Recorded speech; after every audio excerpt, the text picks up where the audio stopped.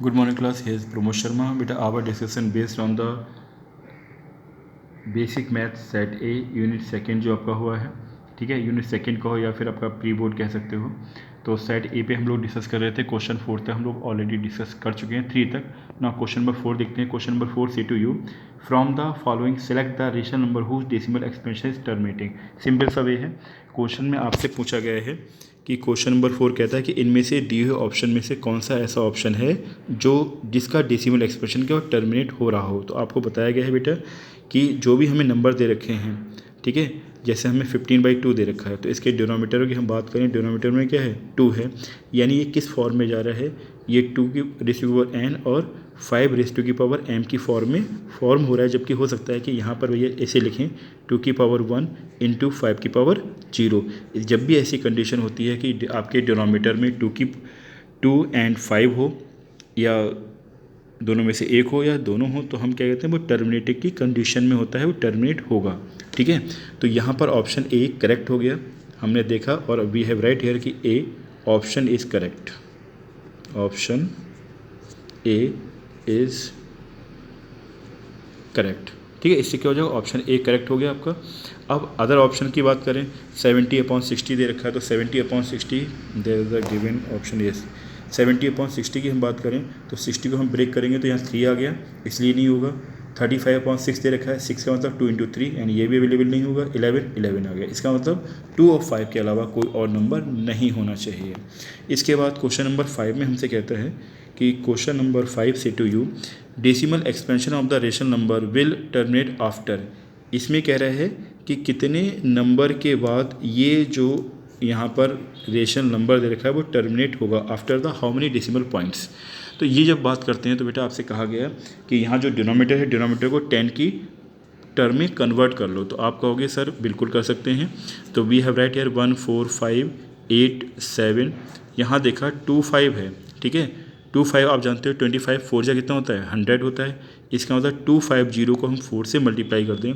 जब डिनोमिनेटर में 4 से मल्टीप्लाई करेंगे तो नोमिनेटर में भी 4 से मल्टीप्लाई करेंगे, और मल्टीप्लाई करने पे कंडीशन क्या आ जाएगी, 4 7 जा 28, 2 कैरी हो गया, 4 8 जा 32 और 2 34 यानी 2 कैरी हो 3 कैरी हो गया। नेक्स्ट हम देखें तो 4 5 जा 20 का 23, 2 कैरी हो गया, एंड 4 4 जा 16 और 2 18, 1 कैरी हो गया, एंड 4 1 जा 4 1 जा 4 यानी हो गया आपका 5। तो 5834 आया, 5834 देख लेना एक बार कैलकुलेशन। और 25 4 जा 100 हुआ यहाँ पर, और एक जीरो अवेलेबल यहाँ पर और है, तो 1000 हो गया। अब देखो इससे अगर हम देखना चाहें तो आप आराम से कह सकते हो सर 1000 से हम जब डिवाइड करेंगे तो 5000 चला गया, फिर 8000, फिर अब 8000 यानी 58.348 का क्या होगा आंसर होगा 58.348। इसका मतलब decimal point is putting after the 3 places. देखो यहाँ से डेसिमल पॉइंट क्या होगा, इस प्लेस पर होगा। जब डेसिमल पॉइंट इस प्लेस पर होगा तो यहाँ से हम लेके जब इधर आएंगे राइट टू लेफ्ट में, कितने डिजिट के बाद 3 डिजिट के बाद। क्यों, क्योंकि यहाँ पर 30 से हमें 30 यहाँ दे रखे हैं, ठीक है, ये ध्यान रखना। तो इसका मतलब इसका आंसर क्या होना चाहिए, आफ्टर द 3 डेसिमल प्लेसेस। तो यहाँ पर ऑप्शन होगा आपके पास, we have right here 3 decimal expansion या 3 डेसिमल प्लेसेस, 3 डेसिमल यानी 3 डेसिमल प्लेसेस के बाद आपका option C 3 decimal is correct. 3 decimal places के बाद ये जो डेसिमल एक्सपेंशन है वो टर्मिनेट हो जाएगा, ठीक है। ध्यान रखें, इस तरह से हम इस क्वेश्चन को परफॉर्म कर सकते हैं, सॉल्व कर सकते हैं। Now we move to next question number 5। Question number 5 says to you we have already discuss the 5, okay 6। Question number 6 पे आते हैं। क्वेश्चन नंबर 6 में क्या है, line segment joining the point. Question number 6 हमें दे रखा है yes, line segment joining the point 3,1। हमें पॉइंट दे रखा है, हमने कहा सपोज P, और P के कोऑर्डिनेट हमने एज्यूम कर लिए 3,-1 दे रखा है, एंड Q के कोऑर्डिनेट हमारे पास है -6,5। Line segment joining the point 3,-1 and Q -6,5 is trisected. Coordinate of the point of the trisection are हमें पॉइंट निकालने हैं किसी ट्राइसेक्शन के, मीन्स उस पॉइंट के जो इस लाइन को डिवाइड करता है 3 पार्ट में। तो देखो हम इसको किस तरीके से करेंगे। यहाँ पर हमने कहा कि हमारे पास एक लाइन ये दे रखी है, we have write the point P and Q। हमने कहा P के कोऑर्डिनेट हमारे पास 3, -1 है और Q के कोऑर्डिनेट -6, 5 है। अब हमने कहा कि एक C पॉइंट है और एक D पॉइंट है जो इस लाइन को डिवाइड करता है 3 पार्ट में, ठीक है। अब आप देखो D के करस्पॉन्डिंग हम देखें तो D ने क्या किया, इस लाइन को डिवाइड किया कितने 2 पार्ट में, 1 पार्ट एंड 2 पार्ट, और ये वाला कितना हो गया 1 पार्ट हो गया। इसका मतलब आप कह पाओगे सर कि जो D पॉइंट है इस लाइन को डिवाइड करता है, या हम लिख दें D point is divided in 2:1। Means D point ने क्या किया, इस लाइन को divide, D point is divided PQ इन 2:1, 2:1 में डिवाइड कर दिया। तो आप इजीली अब आराम से क्या इस D पॉइंट के कोऑर्डिनेट निकाल सकते हो। हमने एज्यूम कर लिया कि D पॉइंट के कोऑर्डिनेट हमने क्या किया है, एज्यूम कर लिया कि x, y हैं, यानी हमने लेट कर लिया। अब देखिए इसके बाद अब यहाँ पे आ जाइए, अब हमें क्या करना है, इसके कोऑर्डिनेट को फाइंड आउट करना है। तो सिंपल वे है, आप जानते हो हम इंटरनल सेक्शन फार्मूले का यूज़ करेंगे। इंटरनल सेक्शन फार्मूला क्या था हमारे पास कि अगर AB एक लाइन है और यहाँ पर कोई पॉइंट C दे रखा है जिसके कोऑर्डिनेट x, y हैं, और A के हमने कोऑर्डिनेट x1, y1 ले ली है, इसके कोऑर्डिनेट हमने x2, y2 ले ली है, और C पॉइंट ने इसको डिवाइड किया m1 और m2 के रेशियो में। तो C के कोऑर्डिनेट क्या मिलते हैं, ध्यान देना, C के कोऑर्डिनेट आपको मिलेंगे, m1 की मल्टीप्लाई कर दी हमने x2 के साथ, तो हम कह सकते हैं कि mx plus mx upon m1 plus m2, ठीक है, 12, 21। हाउ टू से, तो m1 की मल्टीप्लाई x2 के साथ करी, ठीक, फिर m2 के x1 के साथ, कॉमा, फिर नेक्स्ट हम क्या लिखेंगे my प्लस my और अपॉन m1 प्लस m2। यहाँ भी कंडीशन क्या हो जाएगी 12, 21, 12, 21। अब ये जब मिलने के बाद अब आपका एक है इंटरनल सेक्शन का फार्मूला हो गया, इसको अप्लाई कर दीजिए जो यहाँ पे क्वेश्चन दे रखा है उसके करस्पॉन्डिंग। जब उसको हम अप्लाई करेंगे तो हम क्या देखते हैं,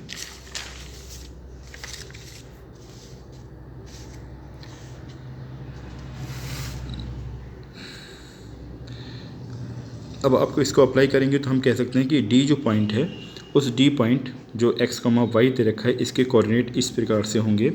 हमने मल्टीप्लाई किया 2 की -6 के साथ, तो 2 × -6 प्लस 1 × 3 अपॉन में आ गया 2 + 1। नाउ नेक्स्ट हम देखें, 2 की 5 के साथ मल्टीप्लाई कर दी, 2 × 5 प्लस 1 × -1 अपॉन 2 + 1। तो हमारे पास कोऑर्डिनेट इस तरीके से हमने इंटरसेक्शन फार्मूला अप्लाई किया। अब देखिए इसे करेंगे तो ये आपके पास हो गया -12 प्लस 3 अपॉन 3, और यहाँ करेंगे 10 -1 अपॉन 3। इसको सॉल्व किया तो आपके पास आ गया -9/3, और ये आपके पास हो गया 9/3। सॉल्व करने पे आपको मिलेगा -3 और 3। इसका मतलब D जो पॉइंट था इसके कोऑर्डिनेट क्या आ रहे हैं -3, 3। अब देखिए यहाँ पर पॉइंट हमें C के कोऑर्डिनेट भी निकालने चाहिए, बट हमने जब D का निकाला तो D के करस्पॉन्डिंग हमें आंसर यहाँ पर ऑप्शन अवेलेबल है। तो वी हैव राइट हेयर कि ऑप्शन B इज़ करेक्ट, ठीक है।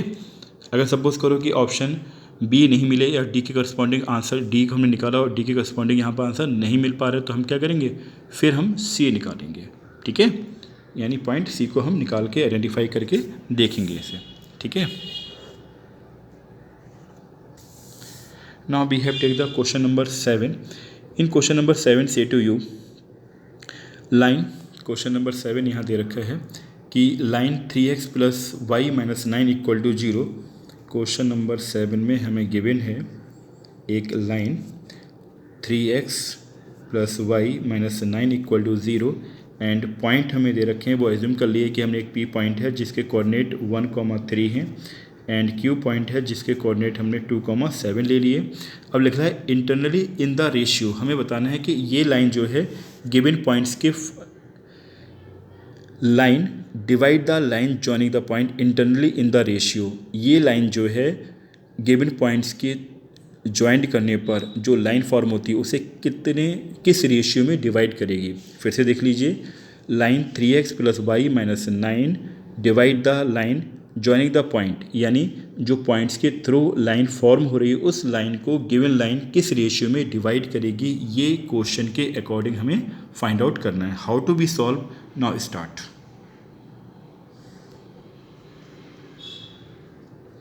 इसके लिए सिंपली हम क्या करेंगे, एक हमने लाइन ले ली कि हमारे पास एक लाइन है और यहाँ पॉइंट जो दे रखे हैं, we have write the point 1,3 है और दूसरा पॉइंट 2,7 है। अब हमने एक पॉइंट डी ले लिया, ठीक है, कोऑर्डिनेट कुछ भी एज्यूम कर लो हमने, ठीक है, और हमने कहा ये पॉइंट इस लाइन को डिवाइड करता है सपोज के रेशियो 1 में। तो सबसे पहले हम काम क्या करें कि इस डी पॉइंट के कोऑर्डिनेट फाइंड आउट करें। तो हमने काम किया, ठीक है, हम करते हैं। तो यूजिंग इंटरनल सेक्शन फार्मूला, किसका यूज़ करेंगे, इंटरसेक्शन फार्मूले का यूज़ करेंगे। तो वी हैव राइट हेयर कि डी एक्स वाई हमारे पास हो जाएगा क्या, 2k + 1 अपॉन k + 1। नेक्स्ट हमारे पास हो जाएगा 7k + 3 अपॉन k + 1, ठीक है। ये इंटरसेक्शन फार्मूला अप्लाई कर दिया हमने। अब आप देखिए यहाँ पर जो लॉजिक क्या है, हमने डी पॉइंट एक एज्यूम किया कि इस पी क्यू पे एक डी पॉइंट है, इस डी पॉइंट के कोऑर्डिनेट हमने फाइंड कर लिए और साथ में रेशियो भी हमने एज्यूम किया हुआ है यहाँ पे, ठीक है। अब हमारे पास ये पॉइंट आ गया, जैसा कि आप देख रहे हो कि ये पॉइंट डी जो है पी क्यू लाइन पर है। अगर हम कहते हैं कि एक लाइन है, ठीक है, वी हैव राइट द, चलो सी डी तो हो चुका है, ई और एफ ले लो। हमने कहा एक ई एफ लाइन है जो कि इस पॉइंट से होकर जाती है। ये जो ई एफ लाइन है जिसके हमें लाइन दे रखी है 3x + y - 9 = 0, ये लाइन क्या करती है, पॉइंट डी से होकर जाती है। या ये कह सकते हो कि जो ई एफ लाइन है पी क्यू को डिवाइड करती है k और 1 के रेशियो में, और इस पर जो पॉइंट डी है वो इस लाइन को सेटिस्फाई करेगा। क्यों करेगा, क्योंकि ये पॉइंट इस ई एफ लाइन पर भी है और पी क्यू लाइन पर भी है, ठीक है। तो हमने ये कहिए कि हमने जो कोऑर्डिनेट निकाले हैं ये कोऑर्डिनेट इसको सेटिस्फाई करेंगे। मींस एक्स के प्लेस पर ये पुट कर देंगे, वाई के प्लेस पर ये पुट करते हैं, यहाँ से हमें के की वैल्यू मिल जाएगी। ओके, नाउ यूजिंग हियर हम लिखेंगे since point D lies in the line E F. अगर लाइन ई एफ पे हैं तो इसको सेटिस्फाई करेंगे। तो हम कह सकते हैं कि 3x के प्लेस पर हमने लगा दिया 2k + 1 अपॉन k + 1, y के प्लेस पर 7k + 3 अपॉन k + 1 और -9 = 0। अब इसको सॉल्व कर लीजिए, यहाँ पे k की वैल्यू हमें यहाँ से मिल जाएगी। जब हम सॉल्व करेंगे तो k + 1 को हम क्या कर सकते हैं, k + 1 को हमने कॉमन लिया, 1 upon k + 1 is common and move to multiply with 0, तो 0 हो जाएगा। तो हमारे पास कंडीशन क्या आ गई, 6k 3k मल्टीप्लाई कर दी +3, और यहाँ पर हो गया 7k + 3 और k + 1 9 के साथ भी मल्टीप्लाई होगा तो -9k - 9 = 0। अब आप सॉल्व कर लीजिए, 6k 7k ये हो गया 13k, 13k में से 9 चला जाएगा तो आपको बचेगा 4k, ठीक है। ये आपके पास क्या आ गया, 4k आ गया। ओके, एंड +3 और -3 तो ये 6 में से 9 तो -3 = क्या आ गया, 0। तो आपने क्या देखा कि सर k = हमें 3/4 मिल चुका है। इसका मतलब अगर हम बात करें रेशियो की तो रेशियो क्या हो जाएगा, रेशियो क्या है, k रेशियो 1 है, तो हम कह सकते हैं रेशियो हमें मिल गया 3:4। यानी इसके करस्पॉन्डिंग हम देखेंगे तो हमारे पास ऑप्शन जो हो जाएगा, कौन सा ऑप्शन सही होगा, option A is correct, option A is correct,